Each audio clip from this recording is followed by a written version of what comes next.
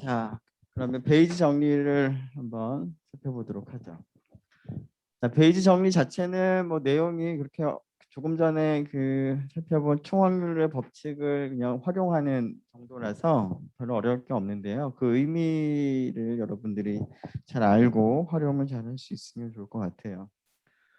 사전 지식을 실험을 통해 보완하는 방법이라고 지금 되어 있는데 이게 어떤 의미인지 식을 보면서 좀 더 얘기를 하죠.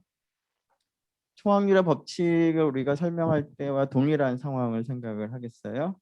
A1부터 AN이 분할이라고 하고요. 분할이 하나 주어져 있고 어떤 사건 B라고 하는 어떤 사건이 있는데 이 사건 B의 이제 그 총확률을 우리가 앞에서 총확률의 법칙을 사용해서 계산을 했어요. 그래서 그 과정을 생각을 이제 해보면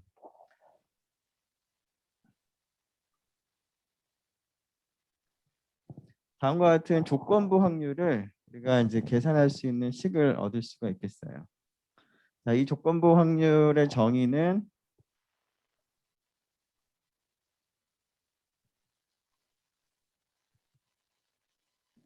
다음과 같이 주어지는 것을 여러분들이 알고 있어요. 자, 이때 분모를 어떻게 쓰겠다는 거예요? 총확률의 법칙을 써서 A1이면서 B가 되는 사건부터 AM부터 B가 되는 사건까지 다 고려를 해서 그러한 사건들의 확률을 다 더하고 그 중에서 I번째 AI와 B의 곱사건의 확률이 결국 이제 조건부 확률이 되는 거겠죠. 자, 물론 이렇게도 쓸 수 있지만 자, 분모에 있는 B의 전체 확률을 계산을 할 때 조건부 확률을 이용을 해서 다음과 같이 쓸 수가 있죠.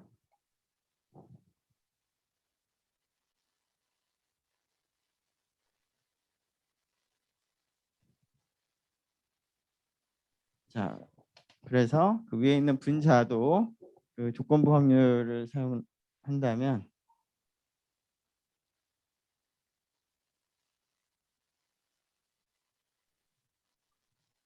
이렇게 되겠어요. 자, 이 식을 우리가 베이지 정리, 베이지 룰이라고 불러요. 자, 그래서 베이지 정리는 뭐 별게 아니라 뭐 식은 뭐 굉장히 복잡해 보이지만 뭐 유도하는 과정이나 뭐 계산하는 과정은 뭐 뻔한 거예요. 근데 그 의미를 여러분들이 조금 기억을 할 필요가 있을 것 같은데요. 자, 지금 사전 지식이라고 얘기를 했는데 사전 지식을 여러분들이 생각을 할 때는 이제 A1, A2, AN이라는 사건의 확률을 사전 지식이라고 우리가 생각을 하도록 하죠. 자, A라는 사건, A2라는 사건, AN이라는 사건이 있는데 그러한 사건의 확률들이 지금 알려져 있어요.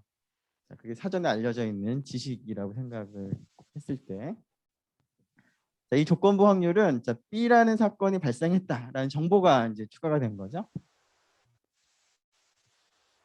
자, 그래서 B라는 어떤 사건이라고 하는 그 결과가 있어요. 뭐 실험을 해서 얻은 결과일 수도 있고요. 이러한 결과들을 일반적으로 정보라고도 우리가 생각을 할 수가 있는데 B라는 사건이 발생했다라는 어떤 인포메이션이 추가가 되면 이 처음에 주어져 있던 이런 확률들이 바뀌는 것 같아요. 즉 B가 전혀 없을 때의 확률은 지금 조금 전에 얘기했던 사전 지식인데 B가 주어짐으로 해서 각각의 확률이 일종의 조건부 확률로서 우리가 생각을 해야 되니까 왼쪽은 B가 없을 때 사전 새로운 정보가 없을 때 아무런 정보가 없을 때 그냥 알고 있는 지식이라면 오른쪽은 그 사전 지식에다가 B라는 정보가 추가가 되면서 A1이라는 사건의 확률, A2라는 사건의 확률이기는 하지만 B가 주어져 있을 때라는 그러한 그 조건부 확률인 거죠.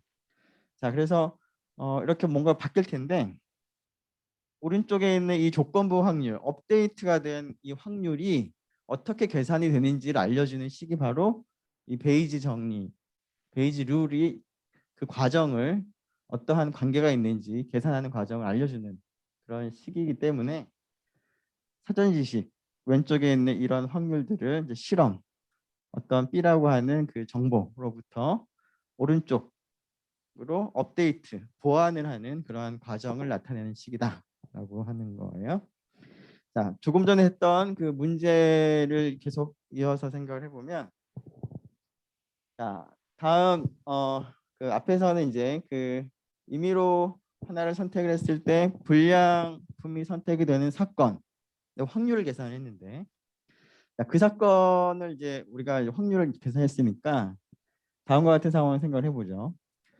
자, 하나를 골랐더니 불량품이었다라는 사실이 밝혀졌어요. 그런 정보가 새롭게 그 알려진 거죠.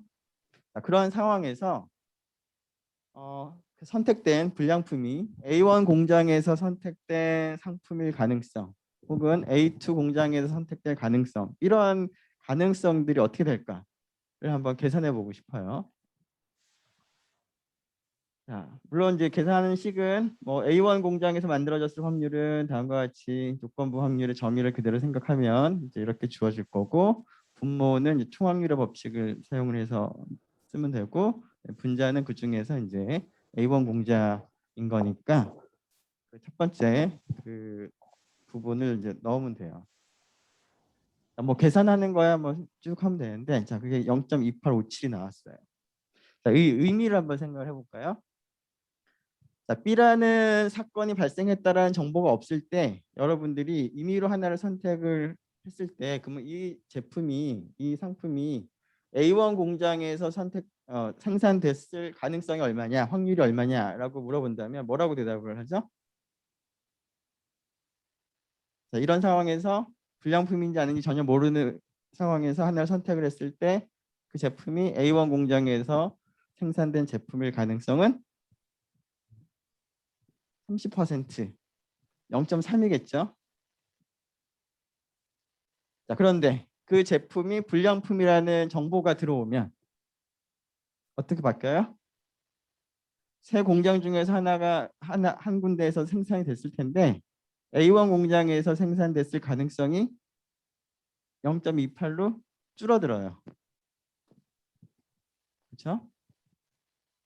즉 베이즈 정리라고 하는 이 룰에 의해서 여러분들이 계산할 수 있는 결과는 뭐냐면 B라는 정보가 전혀 없을 때의 어떠한 그 정보, 사전 지식이 있는데 그것이 B라는 정보가 들어오면서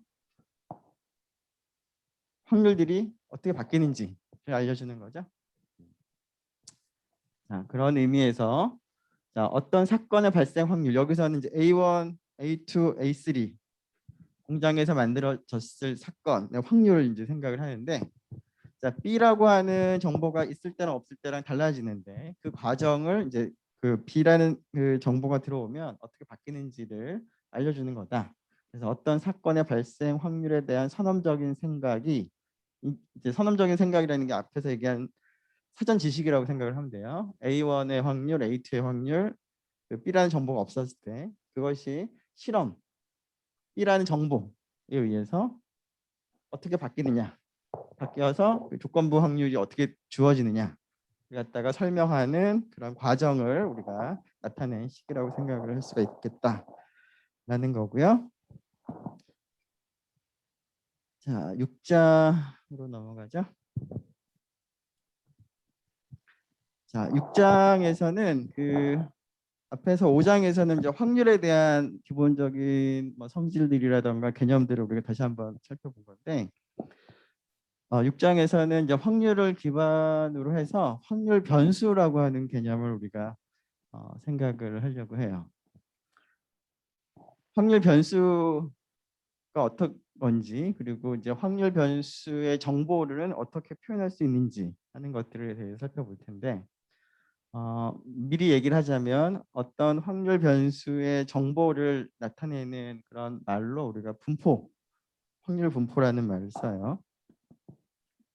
자, 확률 변수를 고려를 하려고 싶은데요. 그 여러분들이 고등학교 과정에서 확률 변수에 대해서 이미 배운 적이 있는데 통계에서 그 확률 변수를 왜 그러면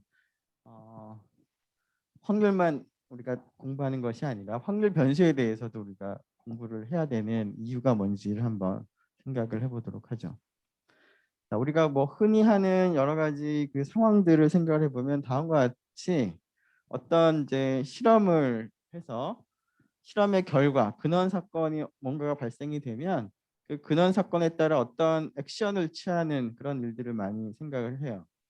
자, 이 경우에서는 앞면이 나오느냐 뒷면이 나오느냐에 따라서 상금을 이제 결정을 하는 그러한 상황을 지금 여기다가 쓴 건데, 이러한 상황을 생각을 해보면 우리가 이제 그 수치적으로 분석을 하는 입장에서는 범죄형 자료든 뭐 어떤 자료든 어떤 식으로든 이제 수치화해서 우리가 분석을 하는 것이 필요할 거예요. 그런데 이제 근원 사건들을 우리가 생각을 한다면, 물론 이제 근원 사건들 중에는 이제 숫자로 표현되는 근원 사건들도 있지만 지금 이와 같이 앞면이냐 뒷면이냐와 같이 어떤 기호로 표시되는 근원 사건들도 많이 있어서 근원 사건 자체만을 가지고 분석하기는 약간 좀 어려운 그런 문제가 있어요.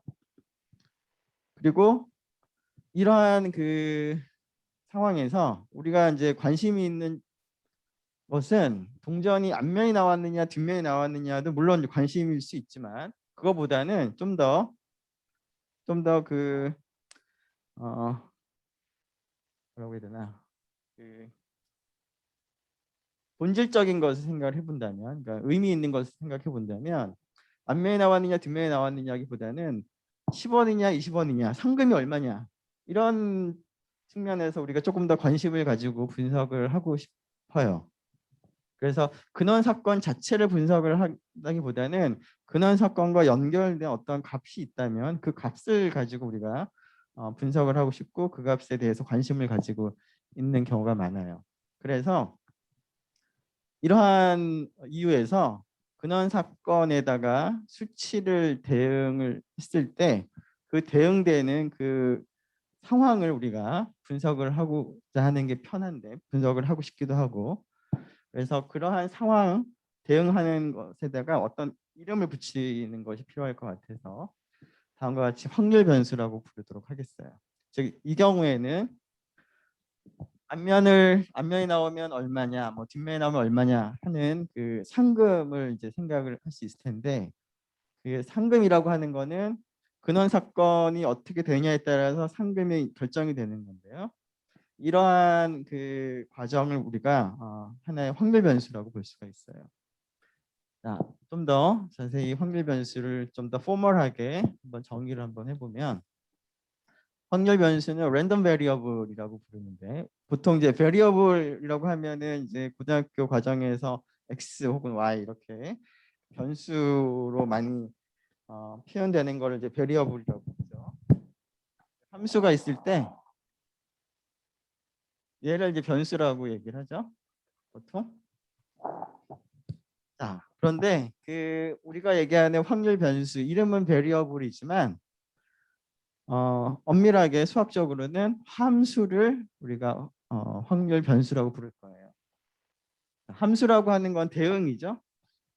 어떤 대응이냐면 실험을 했을 때 어떤 근원 사건이 나오면 얼마, 어떤 근원 사건이 나오면 얼마, 이런 식으로 앞에서처럼 앞면이 나오면 얼마, 뒷면이 나오면 얼마 이렇게 대응을 시키는 그 상황을 갖다 우리가 이제 분석을 하고 싶은 거니까 그 대응하는 관계를 우리가 확률 변수라고 부르겠어요.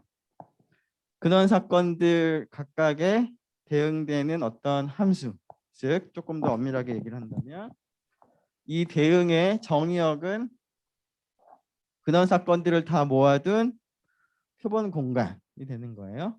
자, 이것을 정의역으로 하고 거기에 이제 숫자로 대응을 시키고 싶은 거니까 실수 전체의 집합이 공역이 되는 함수를 우리가 랜덤 베리어블이라고 부를 거예요. 자, 여기 있는 원소는 스몰 오메가라고 쓴다면 x라고 하는 거는 랜덤 베리어블 확률 변수긴 하지만 x 오브 오메가와 같이 스몰 오메가에 대해서 x 오메가라고 하는 값을 대응시키는 함수다. 라는 거. 자, 그런데 함수인데 왜 그 변수라고 부르느냐? 어떤 측면에서 우리가 변수라고도 볼 수 있냐면 대응되는 함수 값 입장에서 생각을 하는 거예요. 자, 이 함수 값이 어때요? 하나의 뭐 숫자니까 일종의 뭐 변수라고 볼 수가 있는데 이 변수 값이 어때요? 오메가에 따라서 달라지죠. 오메가는 근데 어떻게 결정이 되냐면 확률적으로 결정이 돼요. 실험을 했을 때 어떤 그런 사건이 나올 가능성 이런 것들이 이제 정해질 텐데 따라서 x 오메가라고 하는 이 값은 확률적으로 값이 정해진다라는 의미에서 확률 변수라는 의미를 말을 붙였어요. 그래서 x라고 하는 그 확률 변수는 엄밀하게 말하면 함수다. 오메가에서 r로 가는. 자, 예를 한번 생각을 해보죠. 동전 두 개를 던졌을 때 뒷면이 나오는 동전의 개수를 x라고 하면 이것이 하나의 확률 변수다라는 거예요. 자, 이러한 실험을 했을 때 나올 수 있는 근원 사건들을 다 생각을 해보면 두 번을 던지는 거니까 자, 앞면이 나오면 헤드, 뒷면이 나오면 테일이라고 H하고 T로 표기를 한다면 이 실험을 했을 때 나타날 수 있는 근원 사건들은 HT, TH, TT로 표시를 할 수가 있을 것 같아요. 자, 그런데 HH라고 하는 사건이 발생했다. 그러면 동전의 개수가 몇 개죠? 그 뒷면이 나오는 동전의 개수는 0이 되는 거죠. 그래서 HH에 대해서는 0으로 대응이 되는 거고 HT에 대해서는 뒷면인 동전의 개수가 1이죠. 그러니까 1로 대응이 되는 거고 TH도 1, TT는 2가 되겠어요. 그래서 X라고 하는 것은 왼쪽에 있는 각각의 근원 사건들마다 X 값이 결정이 되는 거죠. 그 결정되는 과정을 이제 이러한 대응으로 함수로 표시할 수가 있는데 X가 바로 동전의 개수가 바로 이러한 대응을 나타내고 있으므로 확률 변수가 되겠다. 자, 이제 확률 변수를 이제 생각을 할 때 그러면 우리가 사실 궁금한 거는 뭐냐면 근원 사건이 뭐가 나왔느냐라는 것을 이제 궁금해할 수도 있지만 우리가 이제 관심이 있는 것을 X로 표현을 했기 때문에 좀 더 관심이 있는 거는 X가 언제 1이 되느냐, X가 언제 0이 되느냐, X가 1이 될 가능성이 얼마냐, X가 0이 될 가능성이 얼마냐라는 거예요. 자, 그러면 우리가 이제 이러한 가능성, 확률을 생각을 하기 위해서 이것을 하나의 사건으로 우리가 생각을 해야 되겠어요. 우리가 이제 확률을 계산하려면 일단 사건을 생각을 해야지만 확률을 계산할 수 있으니까. 근데 x가 1이라고 하는 사건은 그럼 어떤 의미가 될까요? 실험을 했을 때 나오는 결과는 왼쪽에 있는 결과들 중에 하나가 나오는 건데 내가 궁금한 거는 언제 x가 1이 되느냐. 언제 x가 1이 되겠죠? 근원 사건이 HT나 TH가 나올 때.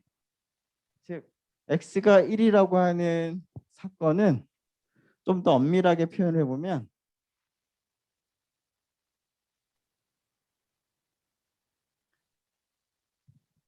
이 집합을 의미하겠죠. 자, 오메가라고 하는 거는 왼쪽에 있는 근원 사건들 중에서 x라는 확률 변수에서 대응되는 값이 1이 되게 하는 근원 사건들의 모임이 사건인 거죠. 지금 사건은 오른쪽에 있는 R의 부분 집합이 아니고요. 오메가의 부분 집합이 사건이에요. 근데 지금 표시는 X를 기준으로 하다 보니까 이제 뭔가 이쪽과 관련이 있는 것처럼 보이는데 이쪽하고만 관련이 있는 것처럼 보이는데 엄밀하게 따지면 이런 형태가 좀 사건인 거죠. 자, 그래서 X가 0이 되는 그러한 사건을 우리가 표기를 할 때 이게 이제 하나의 집합이기 때문에 집합 기호를 써서 표현을 하는데 이것에 좀 더 의미를 명확하게 이제 써보면 이런 집합을 의미하는 거죠. 오메가 근원 사건들의 집합이라는 거예요. 근데 그것이 조건이 x라는 확률 변수에 걸려 있으니까 그냥 x만 주로 쓰기는 하는데 엄밀하게 따져보면 이제 이런 의미다. 그래서 이 경우에는 이제 왼쪽에 있는 HH라고 하는 근원 사건을 하나만을 원소로 하는 그러한 집합, 그러한 사건이 되는 거고요. 비슷하게 x 이퀄 1, x 이퀄 2가 되는 것도 왼쪽 오메가 쪽에서의 부분 집합을 우리가 생각을 해야지만 사건이 된다. 자, 또 다른 이그젬플을 하나 생각을 해보죠. 그 A 또는 B 회사 제품 중에서 하나를 소유하고 있는 사람들 중에서 임의로 3명을 선택해서 조사를 해서 3명 중에 A 회사 제품을 소유하고 있는 사람의 수를 X라고 할 때 X가 하나의 확률 변수가 되는데 그 과정, 그 대응하는 관계를 한번 좀 얘기를 한번 해보도록 하죠. 자, 3사람을 선택해서 조사한 결과 근원 사건을 생각을 해보면 선택된 사람이 A 회사 제품을 소유하고 있으면 A로 표기하고 B 회사 제품을 소유하고 있으면 B로 표시한다면 근원 사건은 3사람이 모두 A 회사 제품을 소유하고 있을 수도 있고요. 즉 A로 근원 사건이 나타날 수도 있을 거고요. 혹은 첫 번째 사람은 A, 두 번째 사람은 세 번째 사람은 B 제품을 뭐 가지고 있을 수도 있겠죠. 그런 식으로 근원 사건을 표기한다고 하죠. 자, 그러면 근원 사건 이런 식으로 표기하면 모두 몇 가지가 있어요? 몇 가지가 있어요? 근원 사건의 개수 8가지죠? 맞나? 8가지. 자, 두 가지. 자, 그래서 A 회사 제품을 소유하고 있는 사람의 수를 X니까 A라는 사건이 일어나면 그런 사건이 일어나면 X가 3이 되는 거고요. ABB가 되면은 1이 되는 거죠.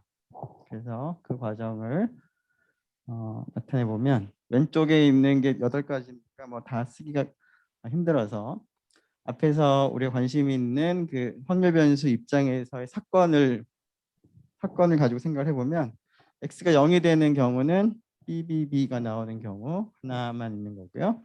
x가 1이 되는 경우는 ABB, BAB, BBA 3가지 근원 사건들의 모임이 x가 1이 되는 사건이 되겠어요.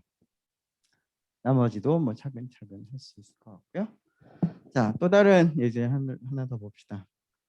어떤 지역을 통과하는 외제차를 생각을 하는데 BMW를 생각을 하는데 처음 발견을 하기까지 지나가는 차의 대수를 이제 카운팅을 이제 하는 일을 하고 있어요.